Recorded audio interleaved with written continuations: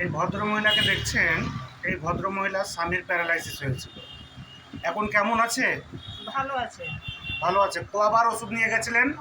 একবার একবারের ওষুধ। হ্যাঁ, আচ্ছা এখন একবার নিয়ে গেছিলাম 4-5 দিনে হেঁটে গেছে হেঁটে। আচ্ছা 5 দিনে হেঁটে গেছে। হ্যাঁ, আবার একটা প্যারালাইসিস সাকসেস কেস আপনাদেরকে শোনালাম।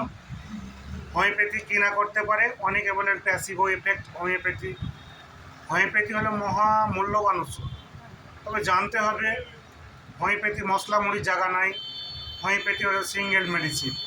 আমি তাকে একটাই মেডিসিন প্রয়োগ করেছিলাম, সেটা হলো মাক্সল। এই দেখেন আমি তার টিপ দেখাচ্ছি, মাক্সল 0203। আবার দিয়েছি মাক্সল 040506। আমি কিচ্ছু দিইনি। এই এখন খুব ভিডিওটা ভালো করলাম আছে। আপনার অনুমতি তো? হ্যাঁ, এখন খুব ভালো আছে। এখন খুব ভালো আছে। এখন আচ্ছা।